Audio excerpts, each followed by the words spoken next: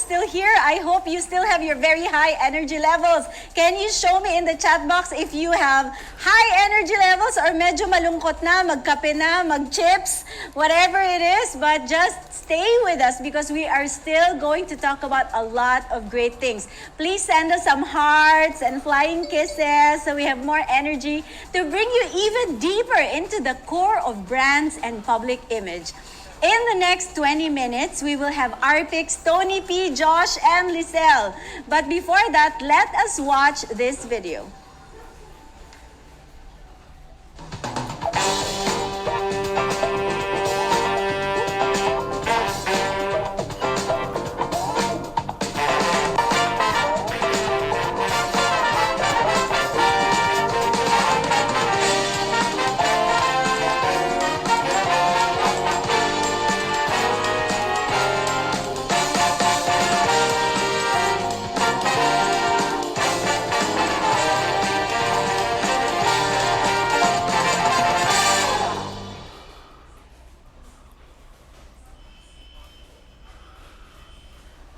Our next batch of speakers will bring in their own flavor into the conversation, extracting today's learnings for every Rotarian listening. So you all know the first one as the Tony P. Can you say that with me? The Tony P. Speaker extraordinaire who inspires as well as leads and makes you laugh out loud with his mischievous comments. He is the immediate past district governor of District 3800, now an RPIC for Zone 10A. Did I say that right? I am a baby Rotarian, guys. Please be kind to me. Can those who are listening in Facebook type in the comment section, how many years ago did Tony P join Rotary? Let me see. I will wait, but my phone is not with me. Can people tell me if they're answering? How many years ago did Tony P join Rotary? Come on, guys. Throw out your intelligent guesses. Anybody in the room who can give me the number? But that will age you, Gov, no? All right. Does anybody have any number? From 20? Who else? 29? 29. Is that correct? 28. 28 daw is the right answer. Now, magpapa-flying kiss daw si IPDG if you guess right. So, flying kiss na lang, IPDG. Oh, there you go. Well, he is the former Undersecretary for Legal Affairs of the Department of Agrarian Reform, its official spokesman, and served as the Board of Director of the Land Bank of the Philippines. He was overall in charge of the implementation of the Supreme Court's decision in the Hacienda Luisita case. Ladies and gentlemen, please welcome IPDG Tony P. Sarmiento. Actually, my surname is Parungaw Parungaw. yan, sorry. And, Ano ba good yan? afternoon. Naging Sarmiento. Wag po. No, I was just checking if you were listening. Tony P. Parungaw, everybody. Good afternoon, everybody. Our next speaker is the impersonation of grit, passion, and vision. Three crucial elements of achieving success at a very young age. His life is proof that the future is bright with the young in the forefront of leadership. We all call him Josh. The intonation, depending on whether we are picon with him at the moment, pressured because he is so focused on being the best, happy and touched because of his thoughtfulness, di ba, Kara? Josh is known for being a visionary and a perfectionist. The only thing you can expect when he plans anything is the unexpected. He will surprise you and redefine what the word possibility means. He's a Rotarian from the Rotary Club of San Juan del Monte, District 3800, woo! Where he served as president during the All-Star Year, Rotarian Year 2016-2017 under the governorship of past District Governor Jojo Lorenzo. Despite being one of the youngest Rotary leaders in the district and probably in the country, he was able to win the award of #1 Most Outstanding President, also maybe Most Well-Dressed, and delivered the 9th Significant Achievement Award for their club, to mention a few.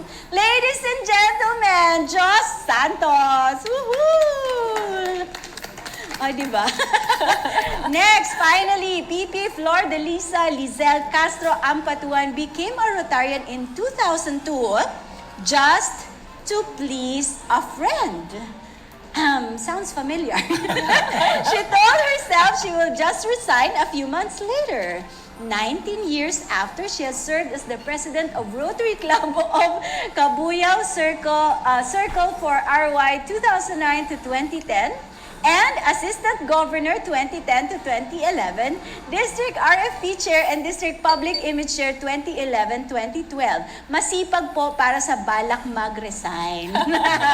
This RY 2020 PP Lizelle was awarded by the Philippine Medical Association for her initiative in PMA's Heal as One program. Ladies and gentlemen, PP Lizelle Ampatuan. I think we have a great discussion coming up today with these three very smart and very experienced people coming off from that very interesting discussion earlier from our change maker. So let me start with Arpic Tony P. You have figured in some of the most pivotal parts of our history as a nation and brought all of your knowledge into Rotary.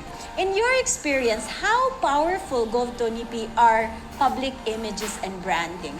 Well, that's a good question, Lizelle. And first of all, I'd like to greet everybody, especially our RPIC, Governor Ray Castillo, who's watching us today. For me, an effective campaign must first and foremost have a message that is authentic, no? And that was actually elaborated upon most clearly by Cara a while ago. And by authentic, I mean, of course, relatability. The content must be important and relevant to the target audience. Transparency, meaning that you have to have your own story and not go to the extent of fabricating or manufacturing it. And finally, you have to be consistent. The brand has to be simple, it doesn't have to change, it must be the same in both visuals and in voice. Now for Rotary clubs and Rotarians, this means, of course, knowing what your real Rotary story is all about. No? It must be based on the actual record, the status, the culture, the membership, and the strategic vision or direction of the club. And for individual Rotarians, on the other hand, this requires being fully aware of why we joined Rotary in the first place, why we stayed, and how our continuing involvement adds value and gives meaning to our life. After all, an effective campaign requires effective storytelling, one that develops and appeals to human interest and is based on personal experience, like what Cara podcasts on a regular basis. This means, of course, we must share stories to let others know what Rotary means to us. Because we can raise funds, for instance, better if we have a powerful story about why these funds that we seek to raise matter. Because doing so strengthens bonds with other Rotarians, or because it deepens the sense of community, the idea of kindness within the club, with a story that touches us all. And to touch us all, we must remember to make that story relatable, something that other people can identify with. Remember, public image is not about fellow Rotarians, it's about the public, not others, not people who are not with Rotary. We will have to know our target audience, what makes them tick, speak their language if that is even possible, address their concerns so that we can capture their imagination. The perfect example from here is how my daughters scroll through their Instagram, and if they see something that doesn't interest them, they just pass through it. But if they see something interesting, they'll pause and they'll check it out. No? And at the same time, telling our authentic, relatable Rotary story also means being consistent while we're at it. That is the reason why we have our branding guidelines. No? We need to use the same voice and the same visuals in doing so. So that's my main takeaway from Cara's talk on being honest with yourself, Yeah. and showing your vulnerabilities, showing what you are. Because in Rotary, it's not really what you do, although that's important. Hindi naman tayo nagyayabang dito. Ang galing namin, marami kami project. It's really more on how what we do reflects our core values. And once people see what your values are, on how you appeal to their bayanihan spirit, their sense of kindness towards others, especially in these dark times, then you get them. Alam mo naman ang Pinoy, once you get their hook, yung kiliti nila, you have them already. So that's my main takeaway from the I talks. have a public confession. Sorry, gumba rin tawag ko. I have a really public confession and I don't, maybe you'll probably laugh at me, but that was a great message, but my main takeaway is you can raise funds. Yes, we On the can. money pa rin. Yes, You we can can. raise funds. Can you expound on that? I mean, maybe some of those clubs that are listening would like to be reminded more powerfully of how telling great stories, great authentic stories about their projects and the things that they do, expanding that brand so that children, people like your kids will stop scrolling and Yeah. really look at the story because they're powerful. How can that help different clubs raise funds? Well, public image doesn't just help you raise funds. It also increases your membership. It also makes fellow Rotarians feel good about their involvement in the club. But insofar as raising funds is concerned, we live in a difficult time, and there are many financial uncertainties Yes. for the last 16 months. And many Rotarians say it's very difficult to fund projects nowadays. They resort to the Rotary Foundation. They can't even do the usual pass the hat because, of course, people's pockets are not limitless. So if you have a good story, you have a good Rotary video, for example, and then you cascade it to the general public, you can tell them that, oh, this is where your funds go. No, if you have a particular project in mind, you can actually cite the testimonials of your beneficiaries. And people, like young people nowadays, they hate advertising.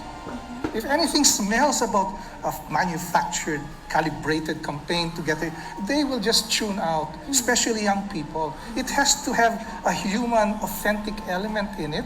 And if, for example, your Rotary Story video doesn't just involve having a picture of the president or the officer giving something, but really more of the With a people we tar- help telling their stories, how Rotary helped them, Yeah. then that will appeal.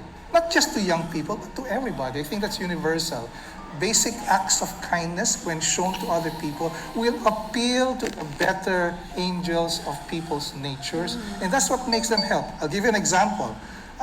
Last November, there were 2 super typhoons that struck the Philippines. One of them really affected adversely parts of our territory in our district. And people were just holding on to their money. So we had a call to help people. We had pictures of residents. Some of them were even Rotarians who were really affected and having difficulty. They're very hungry. And boy, my God, we raised something like 8 million pesos in cash and in kind in less than a month. No? But that was because you had a good story to tell. You appealed to the better angels of the nature of people, and they will actually call you and say, how can we give? What are the bank details? You don't even have to ask That's them. right. No? They And come to you. So it's born out of experience, and you have these stories that many clubs have their stories. It's public image will not be effective if you don't have the beef. There was this political candidate in the US who was asking always, where's the beef? Where's the beef? And the beef for Rotary is what we do and what we stand for. You show that, especially visually, because Filipinos are very visual, then they will act accordingly. That's the reason why public image is important. It's not just a requirement of Rotary International. It's what makes what we do better.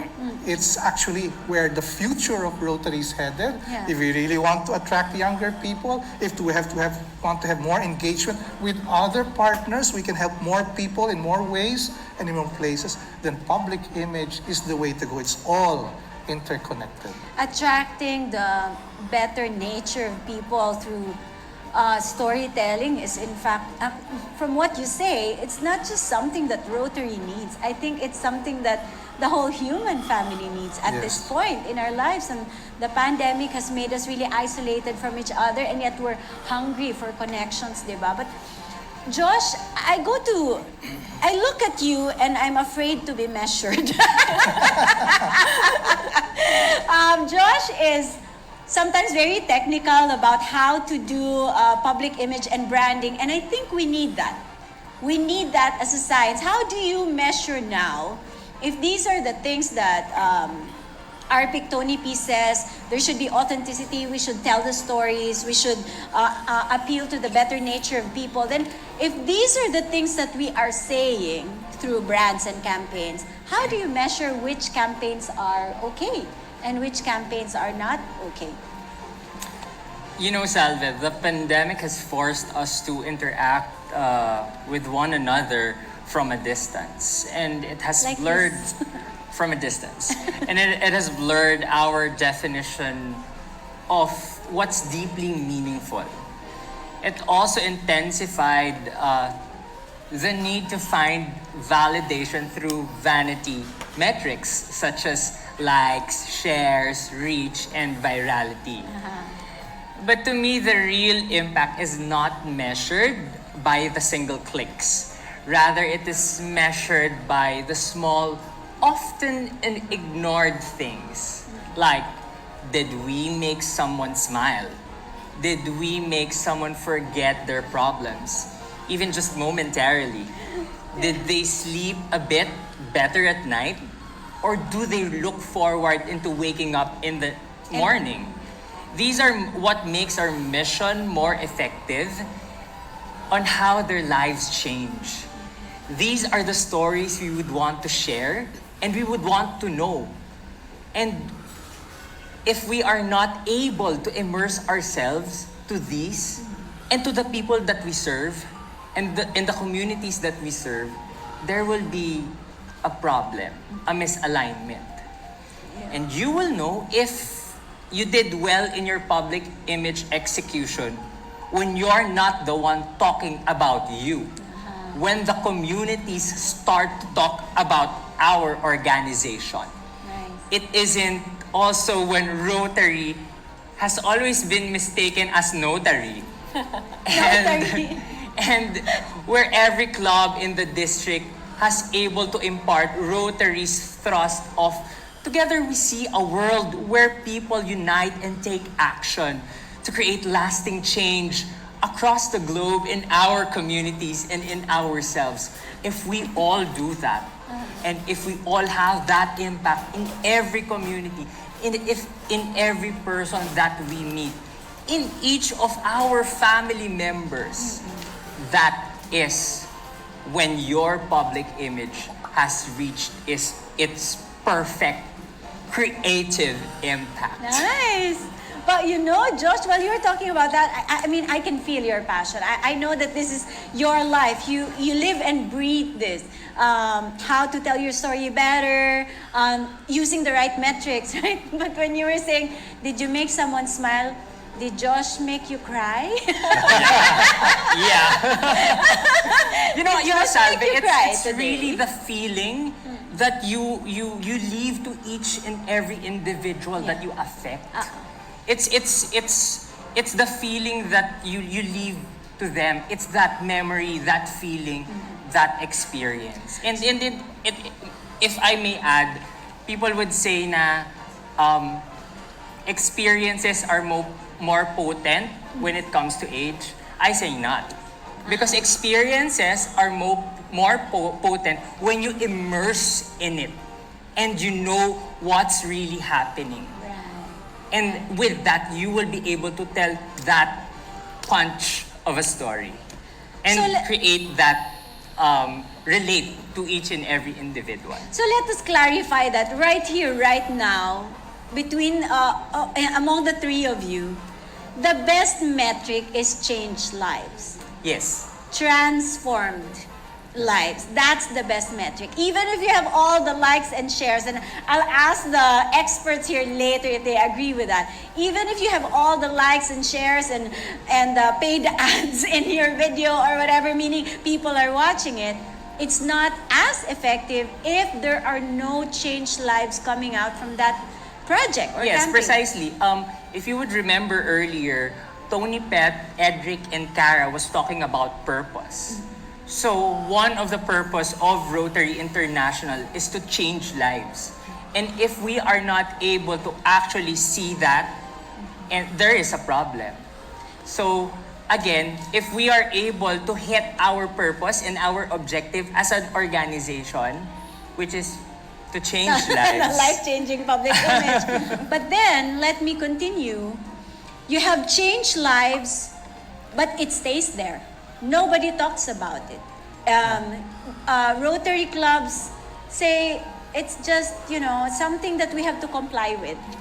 Branding and public image, all the logos, my gosh, so tedious. It has to be the right color, the right size. And then we have to post on Facebook, Instagram, so many things to do. What do you say to that? Well, there is this once wise, well, she's still a wise woman. There's a wise woman Is that me? Is who that told me? me that when you do good, you share the good that you do. And that is past District Governor Mariluco, our charter president. And I will never forget that. And hi, Gov Marilu. So yes, we need to share it for that good to be replicated. We cannot just fall silent Yeah. and, expect that there will be an impact or an effect. We have to open our mouths, be courageous, and be authentic. And bring out your mic and drop it now. Correct. Now, PP Lizelle, RPIC Lizelle, I'm sorry, baby Rotarian, I still have to get all of this alphabet soup in my mind straightened out. RPIC, Tony P, and Josh already talked about the foundations, let's say, of branding, telling your stories. What are the priorities for 2021 so that people are reminded? I'm sure they know about it already. Let's remind them about the priorities for this year. Actually, just not a reminder for 2021, no. As Assistant Public Image Coordinator, our team would like to encourage everyone, no, sa gaya na sinasabi dito, to build a strong public image in our community. Friends from District 3800, we've been doing many great things for a very long time. But we are told to do our good work quietly, hindi natin sinasabi, diba? Not for recognition, not for pat in the back, but because that's how we do it. It's noble, it's a good thing. However, kagaya ng sinasabi ng lahat dito, we have learned is we need to tell our story. We need to increase awareness. My dear friends, awareness of Rotary is high. But public understanding of who we are, bakit ba tayo nandito, and what we do, and the value we bring to the community sa dami-dami ng pinaggagawa nating project is concerningly low. Bakit? Diba? We need each one of you out there to talk about Rotary in ways that help people understand what Rotary does and why our work matter. With this understanding, we can reach our full potential and we can bring more people on board to be a Rotarian. Getting people to recognize our brand is the start, but our work needs further. We need to be consistent brand champion. In a modern world like now, people's attention is fierce. It is critical to stand out from the crowd in order to succeed. We Rotarians should be the strongest, most vocal advocate, of our organization. Kasi tayo lang yung nakakaalam kung bakit tayo nandito, why we stayed, and kahit pagod na tayo, minsan nagiging conflict as a family, we still stayed because we fell in love with it. Bakit, diba? So we must be able to motivate our audience to support our mission. We should also be the Rotary's brand guardian. Our Rotary experience, our story, can engage the heart, the mind, and the hand. And the best story will stick into their hearts and inspire them.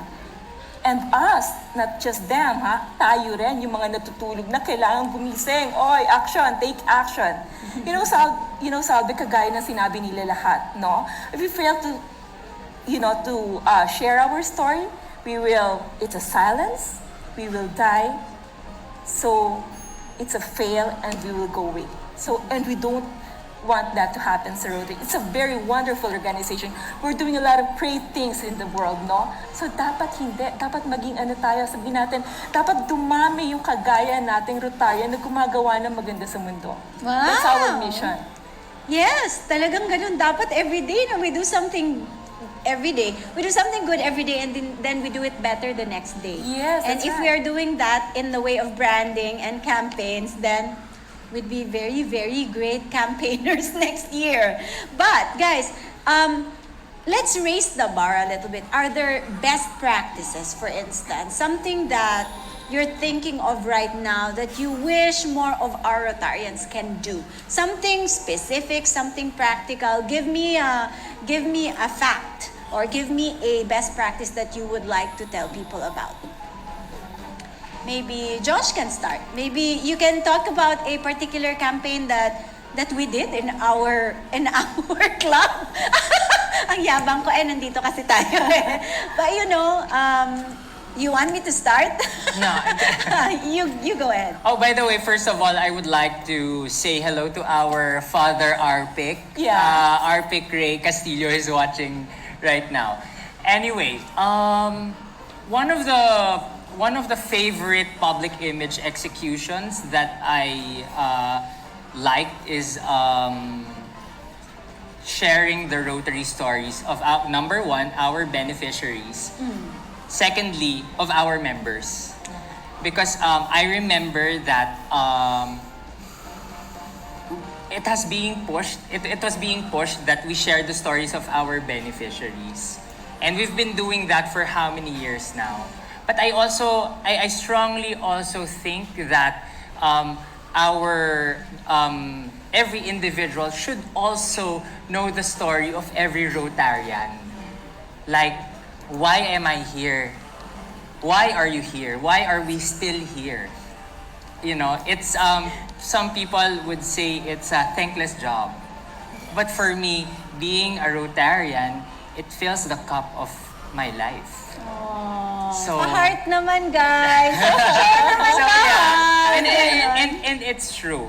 I grew in this organization. I expanded as a person in this organization. And I am sure there are a lot of individuals who will be able to be like me, like us. So those are the things that maybe we can also do, sharing our own stories, because that's the usual question eh. Ano ba yung meron dyan? Bakit ka nandyan? Sino yung nandyan? Nakakapagod ang meeting. Diba? Nakakapagod. So, with that said, pag nakita na kaagad ng mga tao, why we are here, our purpose, our value, our vision, our objective, it will be taken out and mas makikita nila the Yung beautiful story. things that we do. Social media is free. Yeah. So we can do it in social media. And then of course, if we have media friends, Cara, Edric, Salve, Tony Pet,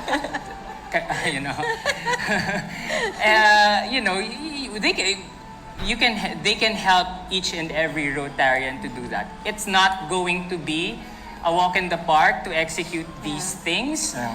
but with persistence and perseverance and relentlessness, I'm sure that our stories will get there to where we want it. Ano lang kasi we even us advertising practitioners, I'm sure our guests would also agree that hindi siya agad. Yeah. It's a trial and error. So sometimes in Rotary, I would hear people, ay, ang hirap niyan, ay, wag na yan, etc. But the truth of the matter is, even us in the advertising world, it's not easy. But it takes that heart to go from your point A to your point B. So you just have to really, go for it. So that's it. I see Pipi Lizelle wanting to jump in. Oh, yeah. Thank So you for ikaw na asking, next and then Salve. Arpic Tony P. Bakit mali-mali yung title ko? I'm Okay. sorry. So any best practice that you would like to highlight before we move on to the questions from our viewers who are here today? I'd like to add more from what Chos had said. There's no better way to tell except to tell your own story. As what I've said to a lot of people, it took me 18 years to be a mom. And Rotary helped me, not to go into depression, not to feel sorry for myself. Rotary helped my small part in this world to be a lot bigger, that I can do a lot more things, that I can be something to somebody else. So, it helps me in so many ways to fulfill all the negativity that I feel inside myself. And that's what I want to share to to all people out there that, we don't just what it changed the other people's life. It saved us. It changed our lives too. So because at the end of the day you feel good about yourself, and we, Gov, Orgy, and I did a lot of projects. The heart surgery. We've distributed more than 1,000 wheelchairs. We are a sister club for 22 years, and we've been doing a lot of projects. And if not for Rotary, I'm not going to meet a lot of wonderful people, a lot of good, hardworking people who are truly committed, and doing good to the world. So, and 3,800 sharing to us their prestigious project. So those best practices na hindi lang nasa inyo, na pwede namang sa inyo lang, but you're sharing us up to Laguna hanggang Bicol, So that's how the power of Rotary. So sobrang ganda talaga. So if you get to know it, if you get to fall in love with Rotary, then you become authentic. Like I love how you did that, Arpic Lizelle, kasi kanina, I knew you were really into Rotary because you did not resign after your first year. But when you talked about how Rotary helped you to become a mom, then you became a four-dimensional human being to me. So you're not just now a professional Rotarian, but you're also a human being, a mom who wanted to know more about being a mother, and this organization helped you. And I think the way you said that highlighted the fact that when we tell our personal Rotary stories, we don't have to be an Edric or a Cara. We don't have to be influencers like Tony Pett, who's been with, again, let me just say, the male Black Widow of the Marvel Universe. I really like saying that. But you can just tell your own story in your own network. And that's a revelation to me. I hope everybody who's listening today picked up on that, because then you don't have to be a professional. Just write your own story in your own Facebook page. Arpic Tony P. Ito baka 1-hour lecture to. Guys, kumapit na kayo. Kanina ko Kapit. pa iniisip kasi madalas ko marinig yung know your why. Yeah. Minsan, nahihirapan yung mga Rotarian. Ano nga ba yung why? Gusto lang namin magsosyalan. O mag-inuman o kung ano man. But meron akong nakausap na advertising practitioner a couple of days ago. Sinabi nga niya sa akin, talaga importante yung authenticity. Sabi ko, ano mga examples mo? Sabi ko, yung angkas. Meron isa dyan, 20-year campaign, yung Dove. Yung you are more beautiful than you think. She actually talks about specific values that Real are important beauty. to the person. Yeah. So, sa Rotary, we don't have to reinvent the wheel. In Rotary in general, the message that we want to come across is already embodied in our motto, which is service above self. We have 5 core values. Pwede nating i-focus dun yung ginagawa natin. We are people of action. There is in fact a uniform campaign coming from no less than Rotary International. We just have to adopt it and then customize it to our own locality. So, knowing your why is simple insofar as Rotary in general is concerned. If for the Rotary Club in particular, then that will require tweaking. For example, if you are an almost all-female club, then you can actually say that we are a group of empowered ladies ready to change the world, something like that. If you are, for example, a young club na puro mga 30 anyos lang, we are a dynamic, cool place. Cool. Cool vibes dito. Hindi pwedeng gawin yan ng isang 80-year-old club na puro mga super senior citizens. Pwede rin naman, but konting incongruence doon. Baka mga rockstar. So, knowing your why is simple.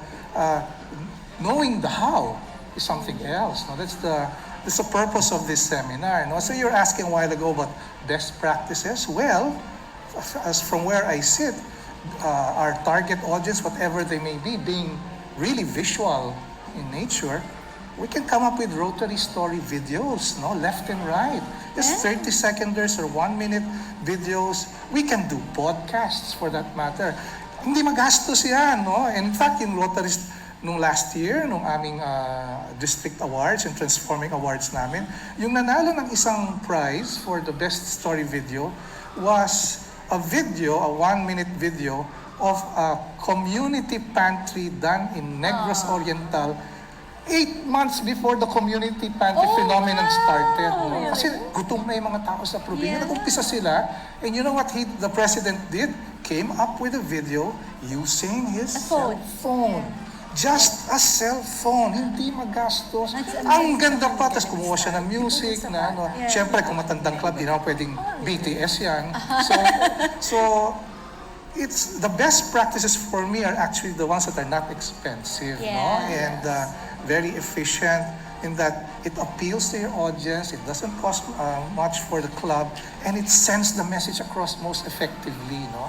So yung mga video, I think, would be the best way to go. The second best practice would be to go to social media, whether it be Facebook or Instagram, even TikTok, pwede yan eh. Sample.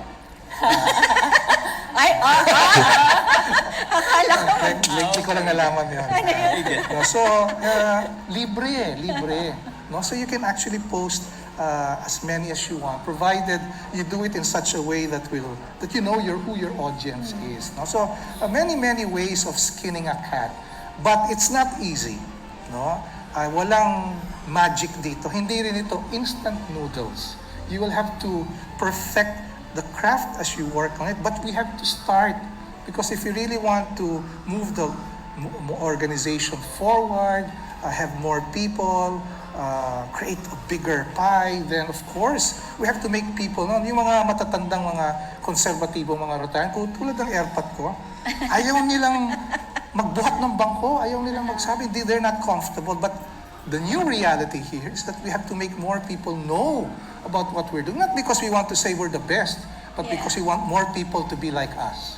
No, to do their share as well. I love the TikTok part, guys. Press one if you also liked it. I think our three other guests here, their brains, I can feel it. Their brains are working about how to also answer the questions. Tama ba ako? Yes or no? Yes. And this question came from the audience. Hindi ko na sa inyo itatanong because I really wanna pick your brains on this one. Very quick answer lang, maybe 30 seconds. Cara, how can public image or branding help the clubs, the Rotary clubs? Actually, itatanong ko muna. Give me one word that describes Rotary in your mind. Before you came here. Before you came here. Gusto ko bang makabalik dito? Be authentic.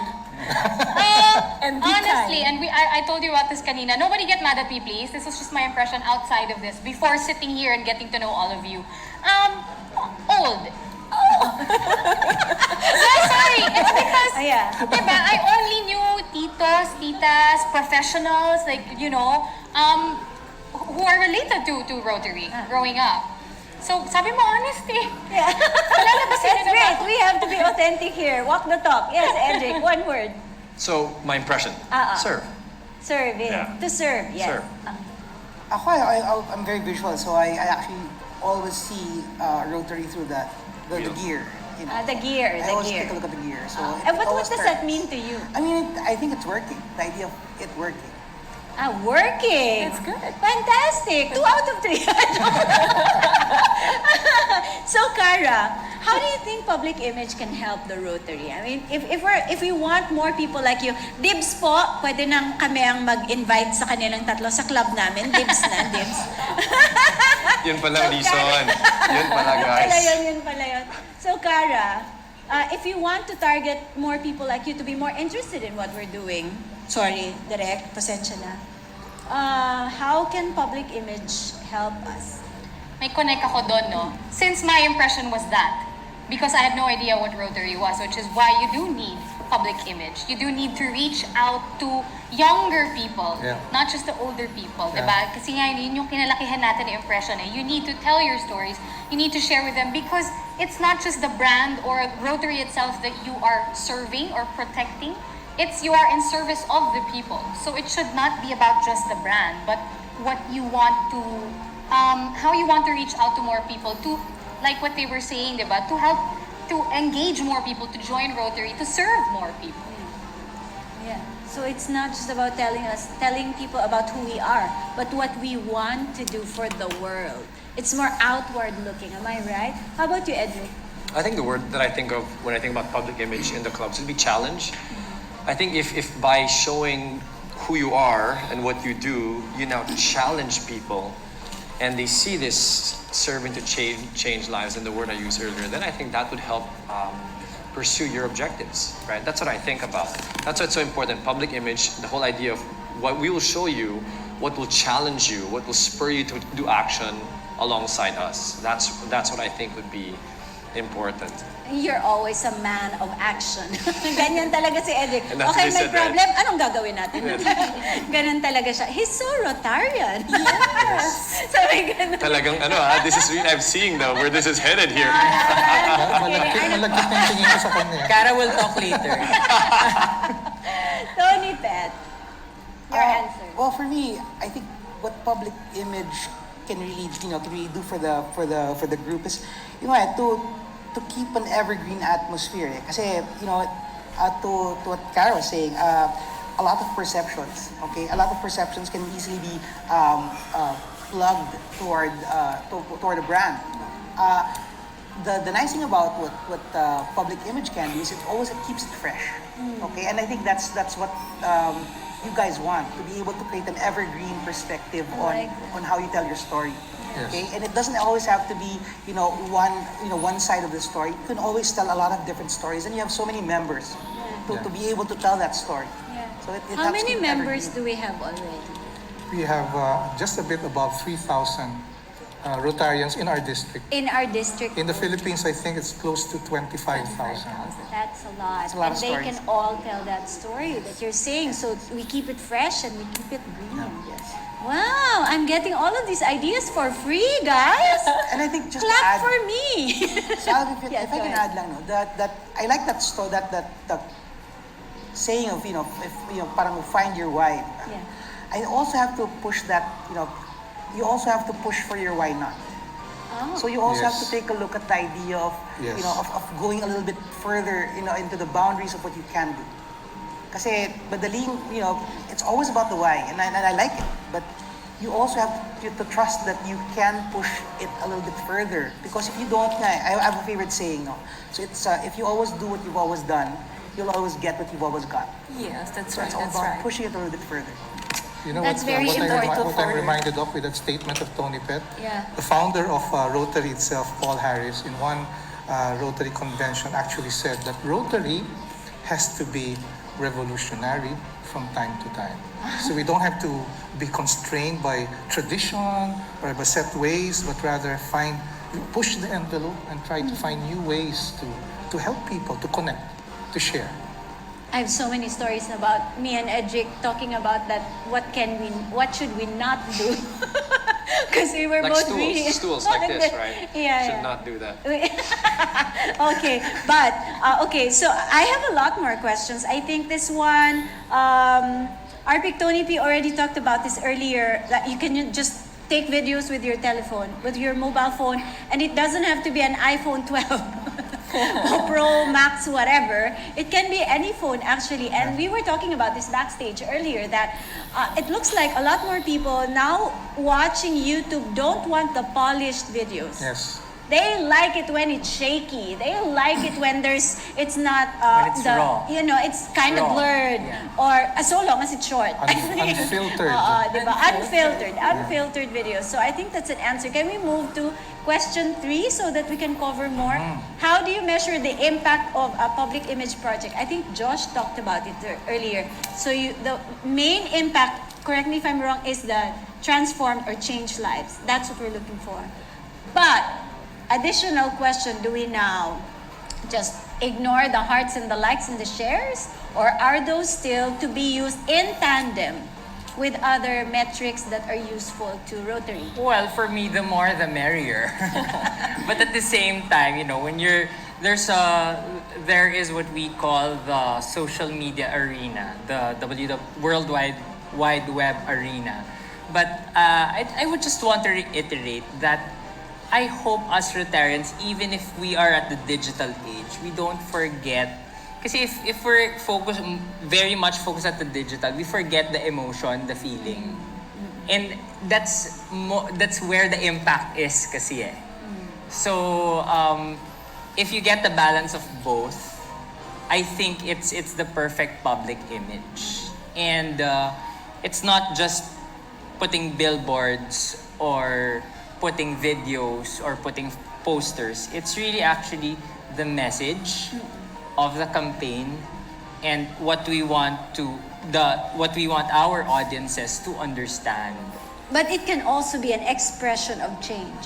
Yes. When people see you, tama ba? For these three professionals, when people see you, they download your podcast, they listen. You can't transform somebody if somebody hasn't downloaded the file. Yes, Yeah, I like to say lead and lag measures, right? A lead measure would be how many likes, how many engagements, and then the lag would be the change lives. In other words, the Yes. main thing for you guys. So I think it's healthy to have both, as you're saying. How many people are downloading this? How many people are sharing? That's your lead. And then your lag would be how many people give their stories of transformation. Or how many people are also doing it. Yeah. There you go. Or collaborating, Tony Bell. Yeah, no, I think the idea that if you can convince someone and you can convert someone, if you can actually get someone to be more participative of what you want. For me, that's the exciting thing. I think that's when people start putting in a little bit more than what they normally wouldn't. So if you can convince someone to join your cause, to be able to help out, I think that's a very good measure. I think it's a combination of both the qualitative that had been Quantitative. articulated by Josh and the quantitative. No? There's a saying that if you can't measure it, you can't improve upon it. And in public image, there are many metrics that you can use. No? If you have a podcast or a YouTube channel, for example, then obviously you measure by means of the number of subscribers, a number of comments, the number of thumbs up or thumbs down, etc. Same with social media and other forms of media. If you have an article in a broadsheet or a local periodical, then obviously the circulation is important, the placement is important, and all of that combined will give you a sense of whether your public image campaign is effective. No? Yeah, I just realized because even those hearts and likes can be manufactured also. Yes. We Yes. are in that Yes. stage in the history of the In world. Facebook, where you can even boost Yes, Post. Yes. Diba? But right now, those people who are watching this webinar, I am not manufacturing your hearts and likes, but we want to see those hearts, please. Please comment a lot of hearts in the comment box. Okay, quick, before we end, just one more. Negativity. There is a lot out there. And even, I don't know, with Joy and Edric, their posts are just so full of love. You can't see any negativity in them. For the rest of the human race, sometimes the negative comments are much more than the positive ones. And for a Rotary District maybe with mga 80-year-olds na, RP, who may be scared to post something because somebody might say something negative, di ba? So, some of us might say, let's not post na lang so that we don't attract the trolls or the negativity out there. What do you say to that? And very quickly, 30-seconder from around the table. Carol first. I'm gonna steal something from Brene Brown, and I think sorry, I forget which president said this, okay? But she said it in her book, Brene Brown. Just think of it this way: yung mga nagko-comment, all the negative comments and people who have something bad, people who always have something bad to say about you, okay? They're just, kumbaga ikaw yung nasa war zone, ikaw yung nasa gitna ng arena. Gen ad lang sila, di man lang sila gumastos, diba? They're just there watching over you, so they actually have no bearing with whatever it is that you have to offer the world. So, no bearing. Struggle. Mahirap. Let's be real, mahirap siya. Diba? Mahirap, mahasaktan ka talaga eh. But just keep coming back to your why, your purpose, and your service to the people, then you'll be able to shrug it off. Edric. Yes, I would say filter, right? So there are different levels of negativity in social media. Some things are more disastrous than others.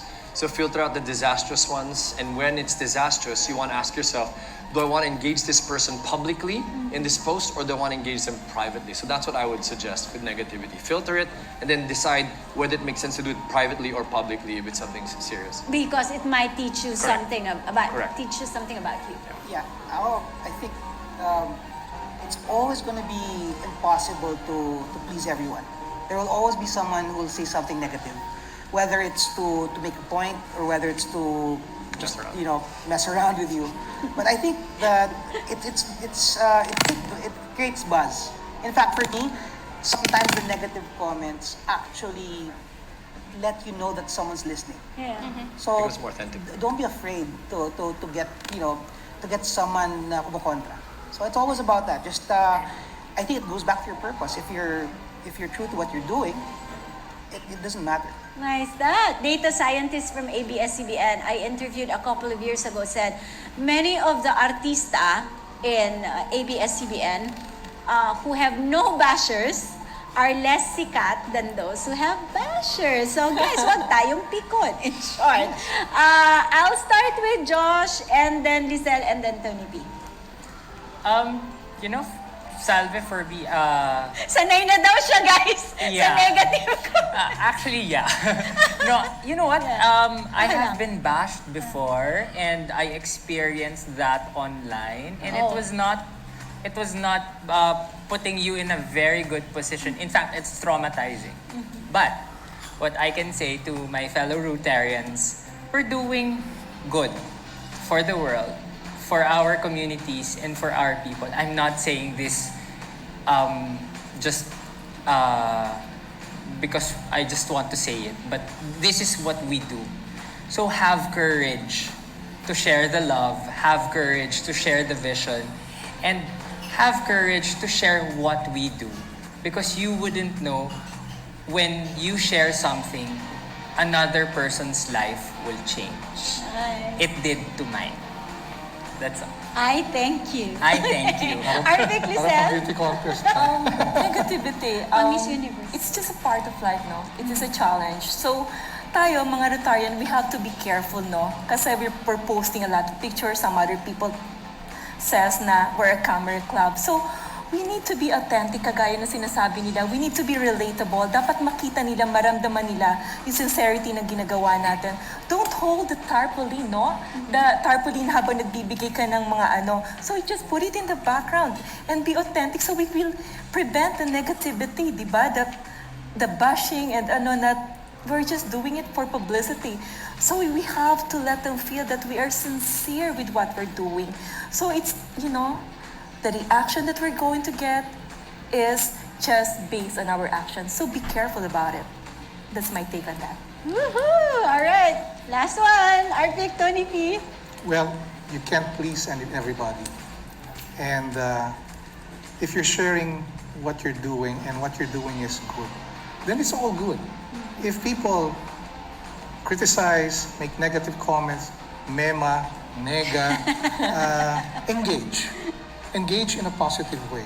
If they still act like that and make those negative comments that really don't make sense anymore, other viewers and other followers and likers will see how such an asshole or a jerk this person or troll is, no? So and then if he still persists, you can just block him. So that's good. I mean, and then just continue doing what we're doing, because what we cannot do is not share just because of fear of some toxic or negative comment. No, I mean that will never happen. I remember when I was, I came out with videos against scammers, and I got bashed all over social media. Really bad words out there. And Edric and I were Edric was there, right there with me and saying, partner, how are you? Ganyan. What you said really happened. The followers were the ones who That's were right. defending me. And I didn't even say anything. But I think that ends today's discussion with a positive note, even though we were talking about negativity. Because it's part of life. We have to do good by dealing with the bad. And we just need to have courage to be authentic, to be out there, because the alternative is to hide back into our caves, and that's not a good thing for anybody, not just the Rotary. In fact, I remember a statement of one of our discount speakers. We have to be in the arena, whether it is a digital one, a virtual one, or the real one. We have to be there to do good. And this is a great arena here, guys, because I had so many great conversations today. Thank you so much, Cara, Edric, and Tony Pet. And let me not now again say Tony Pet. Okay. He's looking at you. It's all right. It's all right. Alright. And then Tony P. Tony Pet. Lizelle and Josh, this has been a great conversation. I hope everybody who was listening took down notes. Take pictures of your notes, and I hope you're posting that and using the hashtag that we chose. But before we end, let me go to my very special surprise for this afternoon. Can I just see? All right, Oh my very quick. Tito Boy is my friend, and I asked him for forgiveness because I'm gonna do this, guys. Okay. Quick answer, right? This is how it works. No explanation. I will start with Josh. There's something up pa. If branding is about public image campaigns are most powerful when they extract people's deepest emotions and sometimes wildest fantasies. Which one is yours, Josh? Oh no, which one is yours, Josh? Moving car or on top of the dining table? On top of the dining table. Wow. Thank you. Lizelle, quick. On top of the tiny table. Okay. Moving car. Olivet. Moving car. Moving car. Moving car. Breathless pa. Moving car. Moving car. Next one. From a branding perspective, what is more palatable? Hot dog or egg car? Hot dog. Hot dog. Egg. Egg. Egg. Egg. Hot dog. Yes. Hot dog. Hey! Okay. Size or performance, Josh? Performance. Lizelle. Performance. Size. Performance. Performance. Both. Isa lang. Performance. Okay. Performance. Wait, what are you talking about? I'm talking about the size of a Rotary Club. The size of your accomplishment. That's what I mean. Quality and quantity. Thank you so much, guys, for sticking with us this afternoon. I hope you learned a lot from this very out-of-the-box experience, a public image webinar that's not full of slides, but more of beautiful people and beautiful conversations. I hope you'll take public image and branding seriously starting today and follow the priorities for 2021 so that then we'll do better in 2022. Thank you so much, everybody. We'll be back after this video. Yay! You can dance a little bit.